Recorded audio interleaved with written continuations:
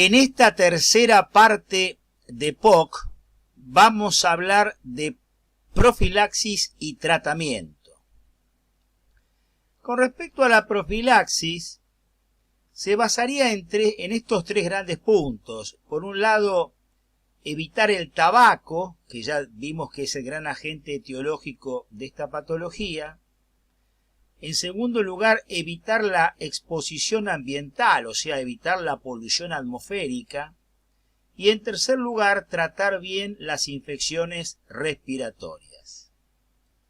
Con respecto al tratamiento, lo vamos a dividir, para entenderlo bien, en tratamiento no farmacológico, tratamiento farmacológico y el tratamiento de las exacerbaciones. Ahora bien, el tratamiento no farmacológico se basa en estos tres grandes pilares o puntos, que son la educación del paciente, o sea, el paciente debe conocer su enfermedad. En segundo lugar, la rehabilitación respiratoria, o sea, la KTR, que es la kinesioterapia respiratoria. Y tercero, el abandono del tabaco. Estos son los tres grandes pilares del tratamiento no farmacológico. El tratamiento farmacológico comprende todo esto que tenemos acá. Fíjense, los broncodilatadores, los corticoides, el oxígeno, la buena hidratación y el uso de las vacunas. Vamos a analizar detalladamente cada uno de ellos. Los broncodilatadores utilizados en la EPOC son estos dos grupos, los agonistas beta 2 de acción corta o de acción prolongada y los anticolinérgicos de acción corta, de acción prolongada. Los agonistas beta 2 de acción corta, el más utilizado es el salbutamol. Los agonistas beta 2 de acción prolongada, los más utilizados son formoterol y salmeterol. Con respecto a los anticolinérgicos, los de acción corta es el bromuro de ipratropio y los de acción prolongada es el bromuro de tiotropio.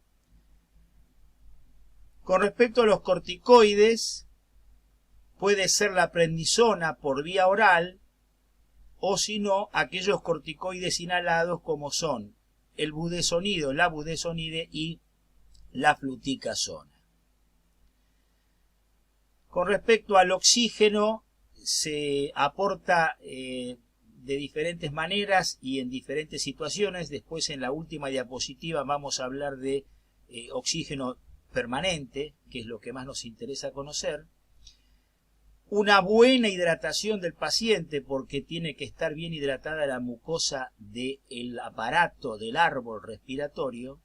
Y con respecto a las vacunas, lo que habitualmente se utiliza es la vacuna antigripal todos los años y el esquema de tratamiento de la vacuna antineumocóxica, que lo vamos a ver en neumopatías, con las famosas 2 dosis, y a lo cual podríamos agregar ya últimamente la vacuna para el COVID. Los broncodilatadores inhalados mejoran los síntomas y mejoran el BEV-1. Y se ha demostrado que los tratamientos combinados son mucho más eficaces que la monoterapia.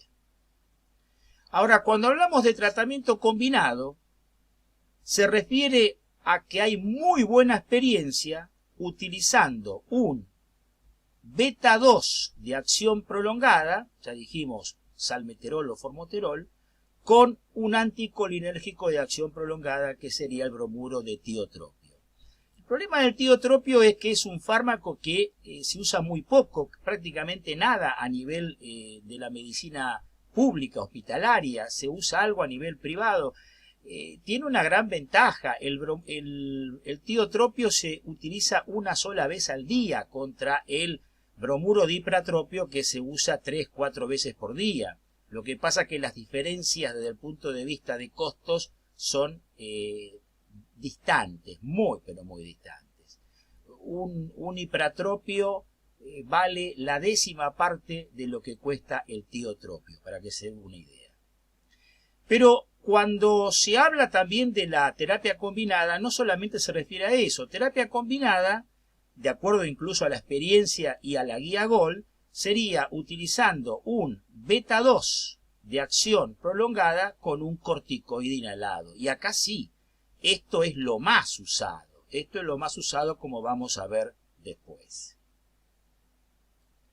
Ahora bien, ¿cuándo comenzamos el tratamiento farmacológico? Si yo tuviera que dar en una línea basal de tiempo de la EPOC, yo diría que al principio hay una etapa de riesgo, que sería el fumador, hasta que lentamente va desarrollando la enfermedad, y después ya instalada la EPOC, ya empieza a haber el juego de que a medida de que cae el BEV sub 1, el enfermo va incorporando, va incrementando, va aumentando la sintomatología. En líneas generales, el tratamiento farmacológico se comienza a hacer cuando la obstrucción va de leve a moderada, sobre todo ya en el estadio de moderada. Y con respecto a la elección del fármaco, GOL propone iniciar el tratamiento de acuerdo al grupo que habíamos visto de las exacerbaciones, grupo A, B, C o D. Pero ese es un dato de orientación, lo que yo les planteé al principio, es un dato de orientación, la guía nos orienta, pero el manejo de cada paciente debe ser individual. En la práctica diaria, lo más usado para iniciar el tratamiento farmacológico es la asociación de un beta 2 de acción prolongada con un corticoide inhalado. Los nombres de los fármacos que yo les di en la diapositiva anterior son, por poner algunos ejemplos, y los más comunes de usar, porque cuando vayan a ver las listas de los diferentes fármacos, ya sea beta 2 de acción corta, beta 2 de acción prolongada, corticoides inhalados, etc., es innumerable. Y este es el tratamiento crónico inhalado que más frecuentemente uno ve utilizar en un paciente con EPOC, que es la asociación de la fluticasona con el salmeterol inhalado. Se utiliza este disco que tiene el polvo para inhalar, y que se usa habitualmente 2 veces por día, con una dosis que va a ser variable y que se va a incrementar de acuerdo a la sintomatología del paciente y a la gravedad evolutiva que tenga la enfermedad. Ahora bien, ¿cómo sigue el tratamiento? ¿Cómo es el mantenimiento? Bueno, eso es algo que ustedes por un lado lo van a encontrar en la guía GOL, y por otro lado lo pueden charlar con el docente en el trabajo práctico. Tratamiento de las exacerbaciones. ¿Se acuerdan que dijimos que era cuando se reagudizaba la sintomatología? Y generalmente son pacientes que tienen que estar internados, y esto sería la sumatoria de fármacos que tendrían que recibir. El paciente internado, en primer lugar, debe tener una muy buena hidratación parenteral a base de solución fisiológica y solución glucosada al 5% o solución fisioglucosada directamente, con una dosis variable que se puede variar entre 2.000 a 3.000 centímetros cúbicos diarios. Y ojo, dependiendo si el enfermo es un cardíaco o un renal, hay que tratar de que no se nos vaya la mano con la hidratación para no provocar un edema pulmonar.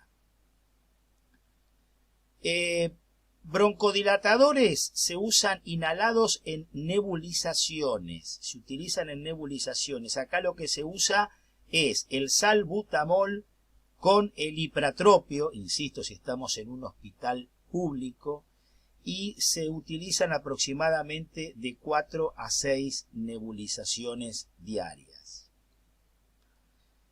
Se usa corticoide por vía parenteral, o sea, por vía sistémica. Lo que se usa es la hidrocortisona, generalmente una dosis variable que puede oscilar entre los 400 a 600 miligramos diarios.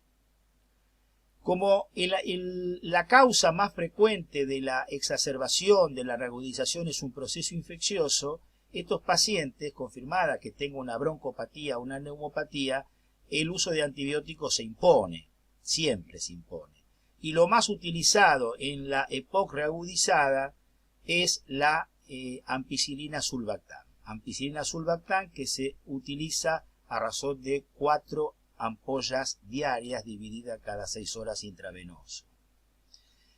¿Hay otros antibióticos que se puedan usar? Sí, hay otros. Se ha utilizado también fluoroquinolonas, se ha podido utilizar macrólidos, pero por excelencia el AMS, o sea, ampicilina sulbactam, es de elección. Y la oxigenoterapia que se usa generalmente con bigotera. Entonces, estos son los 5 grandes pilares en los cuales se apoyaría el tratamiento de la EPOC exacerbada o EPOC reagudizada. Y llegamos al final para charlar cuáles son los criterios de oxígeno permanente. El oxígeno permanente es el que se administra, ustedes vieron esas personas que andan con la mochilita. Bueno, el oxígeno permanente no significa que está a las 24 horas del día, sino que aproximadamente el paciente lo lleva unas 15-16 horas diarias. Los criterios para oxígeno permanente, primero que tengamos una PO2 que esté por debajo de los 55 milímetros de mercurio y una saturación de oxígeno inferior al 88%. Eso ya es indicación de oxígeno permanente, oxígeno domiciliario. Y la otra indicación es cuando la PO2 está entre 55 y 59, o sea, más que pero menos de 60, y que a eso agregue un hematocrito superior al 55%, o una hipertensión pulmonar, o una hipertensión pulmonar con cor pulmonar crónico, o sea, con fallo de ventrículo derecho. Esas serían entonces las 2 grandes indicaciones de criterios de oxígeno, del uso de oxígeno permanente. Bueno, de esta manera damos por finalizado el amplio tema de la EPOC y espero que les haya sido de mucha ayuda.